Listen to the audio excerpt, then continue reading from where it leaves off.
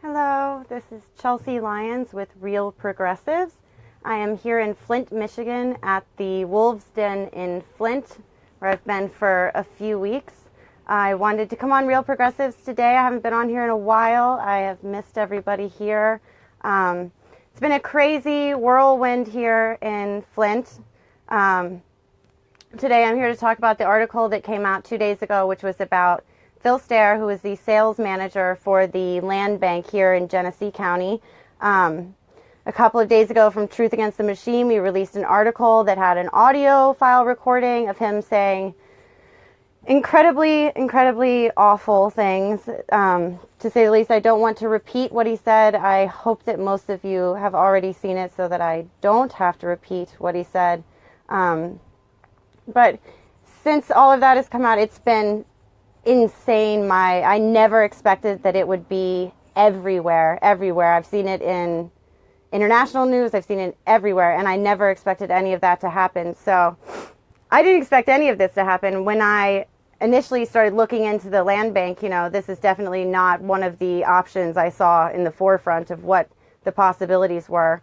I started looking into the land bank when actually almost after I first got here, because one of the first things when I got here that really struck me about Flint, Michigan, even like the first day I was in Flint, Michigan, was just how much property was abandoned, how many businesses were abandoned, how many lots were just sitting there empty. If you drive through, there's just these houses that are rubble, and nobody's coming to clean it up. It's just rubble houses everywhere. I've never seen anything like it. And then you talk to the residents here, and from their point of view, they're telling you, years ago, this is a bustling neighborhood.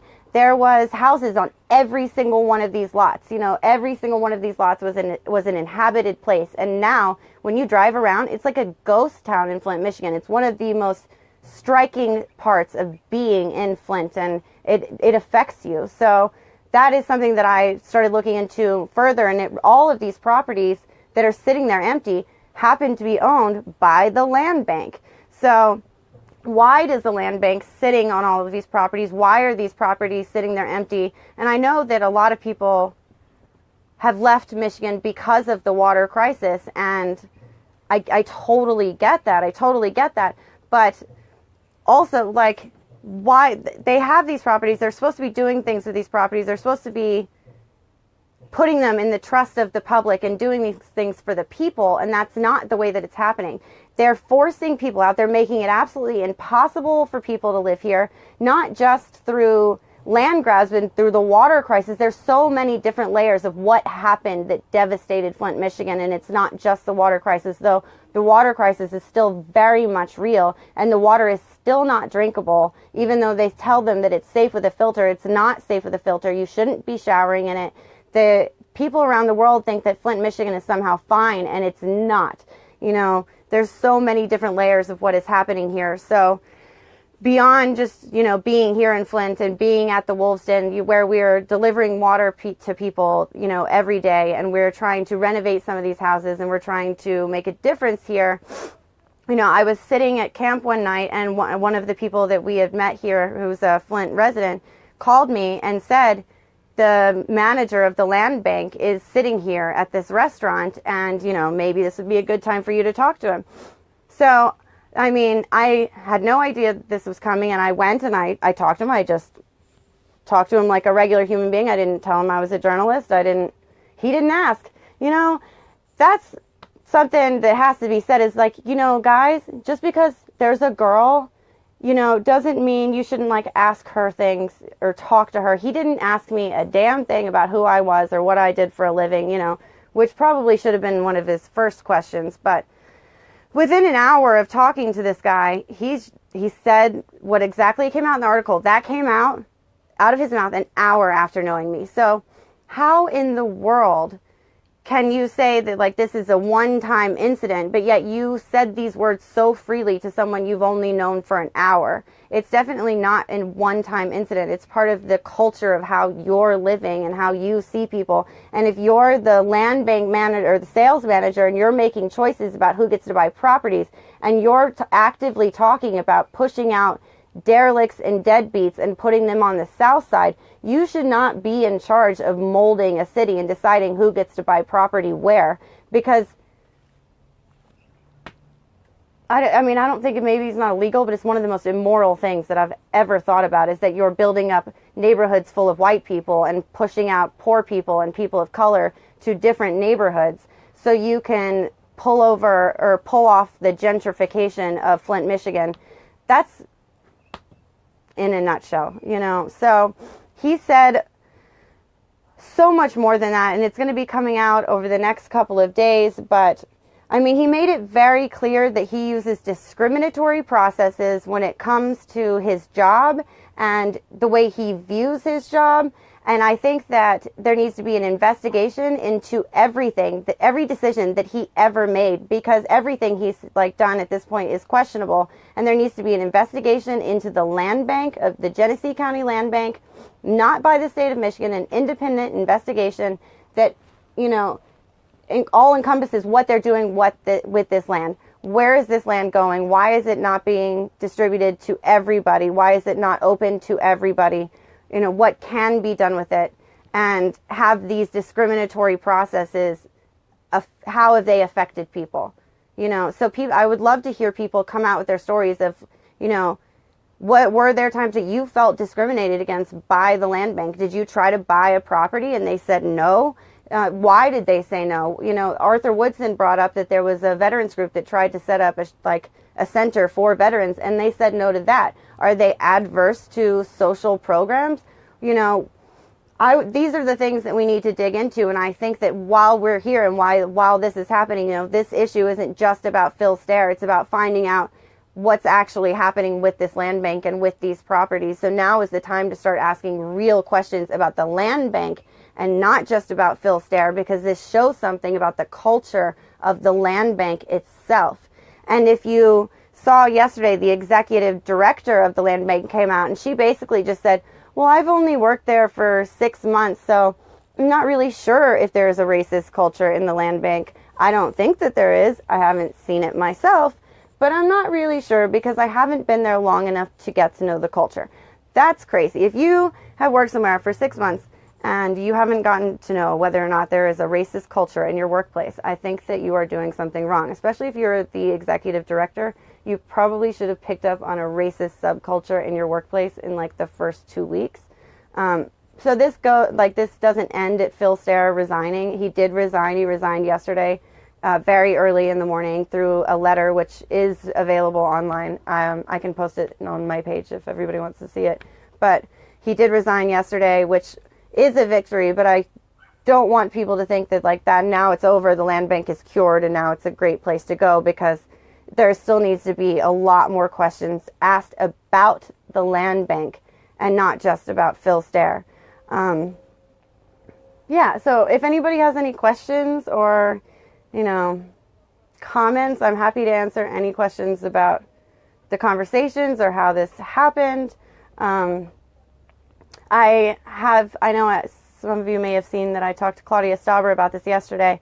There have been threats that have started coming in to my Facebook and my text messages and some of my friends' text messages.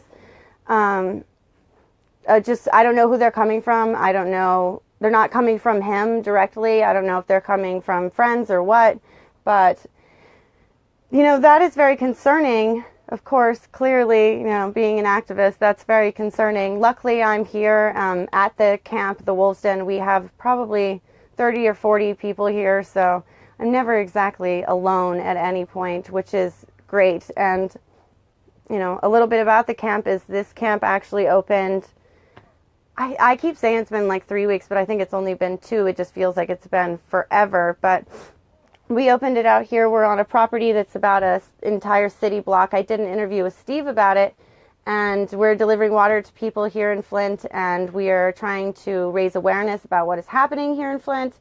We've also been kind of canvassing the neighborhoods recently, because if we're trying to get people to get these water testing kits from City Hall, because they have to be turned in by June 30th.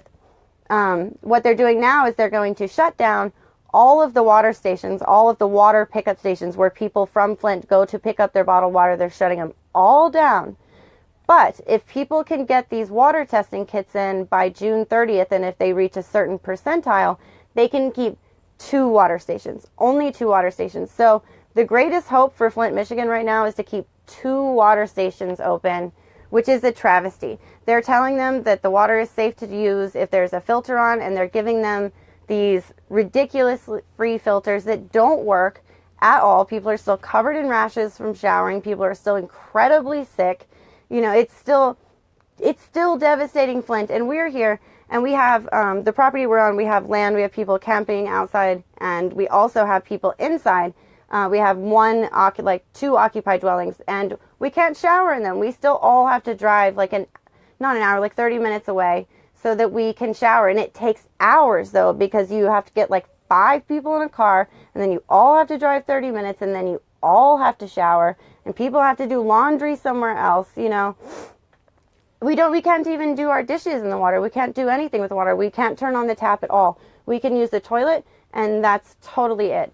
So, I mean, I'll be honest, I usually just take a bunch of water bottles and go stand in the bathtub and pour them on my head, because it's a whole lot easier than spending 4 hours waiting for 8 people to shower 30 minutes away.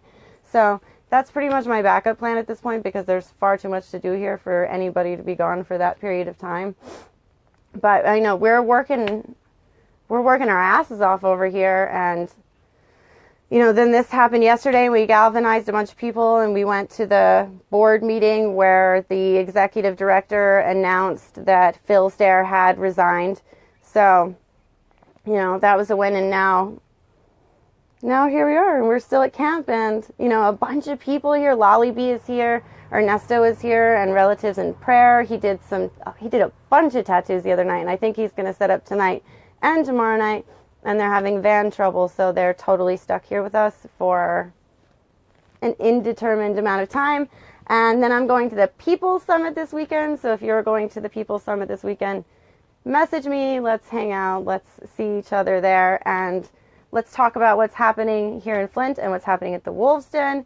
And we're trying to get more people to come out here and join us. I know there's a lot of people on the way, but we are definitely asking for people with skills, especially plumbers, people who are trained medically, or healers who can come and offer their services to residents of Flint, not necessarily to the camp, but people who would be willing to like set up and allow residents to come to them and help them, or would be able to go to other people's houses and help them do stuff. A lot of these people are sick. They're very sick, and they can't keep up with even the daily tasks, and they need a lot of help, and they have their homes that are in decay, and most of these neighborhoods, I'm not even kidding you, there's like one house like per block that's actually occupied.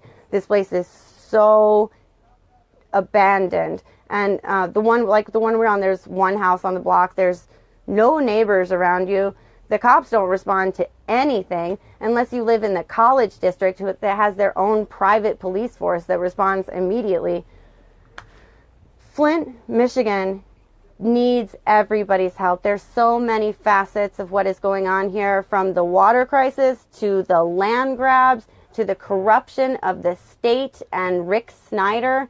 It's a huge mess, and we need everybody we can get out here. You know, I think that, I'm not saying this is what's happening, but I think that if I was an incredibly rich conglomerate somewhere and I was thinking about taking over some land and pushing some people out, it would make sense to do it next to the Great Lakes, which are one of the biggest water sources in the world. And there's a lot of fracking interests. So it does, you know, it would make sense to push a bunch of people out of places like Flint and Detroit and take over parts of Michigan. So I'm not going to say that that's happening, but I'm going to say that that's a possibility, and that's what it looks like is happening. So they're holding these properties in wait. They're just sitting there, totally unoccupied, not being cleaned up, not being used. There's, you know, I've taken people through these trailer parks on live stream, and there's just like the furniture is still out there. Some people go out and burn them down. Some people use them for scrap metal, but they basically just allow them to destroy themselves so that they don't really have to do any work. And then eventually maybe they'll come bulldoze it. But other than that, you're not really looking at getting a whole lot of them. But they could be using them for things like water stations or homeless shelters, gardens. There's all kinds of things that they could be using it for, but they're not using them for anything. So what are they saving them for? What are they holding on to them for? And then why are they making it so hard for people to buy them? Why do they have to put people through some sort of like approval process to be able to buy properties that only cost $100? I can go buy a $100 property right now. But guess what? The land bank's not going to let me because I don't meet their criteria. And nobody else here meets their criteria. We could have already bought land here, but we don't meet their criteria. So what is the criteria to buy property from the land bank? Why can't I just go buy property from the land bank? I don't understand how this is an issue. So it's time to dig in and start asking some really hard questions about what the fuck is happening in Flint, Michigan, how the hell we got here, and how you haven't fixed the pipes yet in over 3 years, because we've already talked to unions on the ground in Flint, Michigan, who have said that they could fix the pipes. If they had enough people on the ground, they could fix the pipes in 1 to 2 years. It's been over 3 years, and the estimate from the state of Michigan at this point is that it's going to take another 3 years just to fix half of the pipes. Half of the pipes. So if one union can fix all of the pipes in 1 to 2 years, why the hell is it going to take you 3 years to fix half? And they're still refusing to fix the copper pipes because they're saying that the copper pipes are actually safe, which is total bullshit. So they're telling them that the copper pipes are safe, but they're not. There's lead solder in the copper pipes. It is still leaching. The tests that have been done from homes of people with copper pipes still have contaminated water. And we're not just talking about lead. We're talking about a ton of different bacterias. We're talking about very harmful things that aren't lead. And now they only talk about the lead. They only talk about the lead, but there's so much more, and that doesn't have anything to do with copper pipes. Every single pipe in Flint, Michigan needs to be replaced immediately, because if this was happening in Santa Barbara, if this was happening in Manhattan, they would have replaced the pipes in like 6 months. They would have shipped out crews from all over the country to make sure that Santa Barbara had clean water. But they haven't done that for Flint, Michigan. They're not doing anything for Flint, Michigan. They're just pushing it under the rug and telling people to drink it. To tell people that they can safely drink the water in Flint, Michigan, that's murder. That's murder. You are telling people to drink poison. You are encouraging people to drink poison. You are encouraging people to give poison to their children. You're encouraging people to cook with poison, to bathe in poison, to breathe the steam of poison when they shower. You're encouraging an entire populace of a city to poison themselves. That is called murder. There is no other word for it. It is malicious. There is nothing, like every single bit of this is malicious, and it's coming down from Rick Snyder, and it's coming down from corporations at the top that have interests in Flint, Michigan. So I hope that this article that is out there everywhere will get people asking some serious questions about what's happening in Flint, Michigan. And mainstream media doesn't care. And mainstream media doesn't care, Terrence. They don't care at all. Where are they? They came out here in the first 3 months, and so did everybody else, and the Tide trucks rolled in, and everybody brought their gifts and made videos about it, and then they all ran off. And now nobody's covering it. Even the local news here acts like the water is safe. And if you look at the local news that covered the article that came out, our article that came out, they did their local story, and they didn't even use the words. Like, they said that he used racial slurs, and then he said people don't pay their bills. They left out what he actually said. They gave a totally whitewashed, sugared down version of what the article actually was. So the local news does not want this to get out to the people. They don't want people to know what is going on. And they're still purporting the idea that this water is safe. I don't think that they believe that themselves. They got bottled water in their offices. City Hall's got bottled water in their offices. They're not encouraging people at the City Hall to drink the filtered water, but yet they're saying it on TV and they're saying it in all these articles. That doesn't make any sense to me. So what's happening here is disgusting, and we need all hands on deck to come out to Flint, Michigan. I remember once when we were at Ochetti, and there was a bunch of veterans that came, and they said their next deployment was going to be to Flint. And did that happen? Did that happen? I don't remember that happening. So I think that I've seen people on this feed that could possibly make that happen, and they should make that happen because they need to do it now, especially now that they're taking away the water stations. And in a couple of months, they're going to have no access to clean water whatsoever. They're going to have to buy it themselves. They can't. Do you think these people can afford to go out and buy like dozens of cases of water every week so that they can bathe themselves and wash their hands and brush their teeth? I mean, no, they can't. And they're taking away the water stations. So, it's insane. It's insane. So we need people to like start really raising awareness of what is happening in Flint, what has happened to the people of Flint. Tell the people of Flint that they have not been abandoned. That we still remember that they're here, and we remember that this is happening, and we're not going to forget about them, and we're not going to, just sit back and watch this happen. So, in this summer, it gets worse. The pipes leach more in the summer. The people of Michigan are literally afraid of summer because it makes the water worse. It makes it noticeably worse, physically worse for them in the summer. So imagine being afraid of summer every year because you're afraid of your own water. And now they're not going to have anywhere else to get it. So we're doing our best to provide water as we can, but we don't have enough hands and we don't have enough, resources to get everybody. But if we all came together and did this together and got everybody out here the way we know that we can, we've done it before, we can make a difference here in Flint, Michigan, and we can at least stand up and get them clean water and say, you know what, fuck it. If you won't replace the pipes, we'll replace the damn pipes. And, maybe that's what we're going to have to do. Maybe that's what we're going to have to do. But at the very least, we need to provide these people with clean water. We can't let it be taken away entirely. So here we are. We're in Flint. We're at the Wolves Den in Flint. You can contact us on Facebook, Wolves Den in Flint. You can contact me personally. If you want to come out here and help, we will find a way for you to help. We need everybody we can get. And for now, Phil Stair has resigned. And the executive director of the land bank has said that she is interested in meeting with me to hear my concerns about the land bank. So I don't know how that's going to go, but hey, it's worth a shot. So maybe we can get to dig in and ask some more questions. We've got a lot of other journalists like Sean King demanding an investigation into the land bank and into Phil Stair's decisions while he was running the land bank, because we have proof. We have proof in audio recording that I took myself and that I had to actually sit and listen through, and it says that he used discriminatory processes when it comes to the land in Michigan. And he was in charge of selling the land in Michigan. So it's time to reevaluate the land bank and to find out what else they've done and how else they have discriminated against people. And maybe, just maybe, we can rock an entire system and help the people of Flint get a little something back. So thank you all for watching. If you have any questions, real quick, I can take them. I don't know if I saw any other questions in here.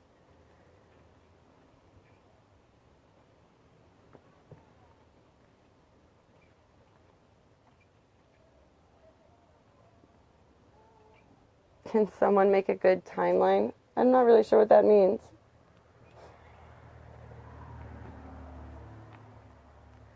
Oh. Well, if you have any questions at any point, you can message me, and you can also message Angelo Wolf. You can feel free to blow up his inboxes because I need help on answering the messages, and that's the best way to get him to actually do it. So you can message me or Angelo Wolf if you are interested in coming down to Flint and helping out. There's so many different ways to help here, So thank you all. Thank you all for watching. Thank you all for your support. Continue to raise awareness on Flint, Michigan. Do we have a timeline of events related to the Flint? I get it. Okay. No, I don't have a timeline. Maybe you could Google one. It would be interesting to have one. It would also be, guys, I have a total keyboard warrior request. some like memes about facts about Flint, Michigan would be really awesome for us to be able to distribute and to get out on social media. I'll share them on my pages and I'll put them on the camp's pages. And that would be really helpful if we could get people just like, you know, small media. I have a couple of people who do it for me, but it would be nice to just have a bunch of them and just like really keep those going out there about current events and, you know, how things transpired here. And a timeline one would be amazing, you know. So if anybody is interested in doing that, let me know. And until then, I'm going to go ahead and go, and I will talk to you guys soon. Thank you.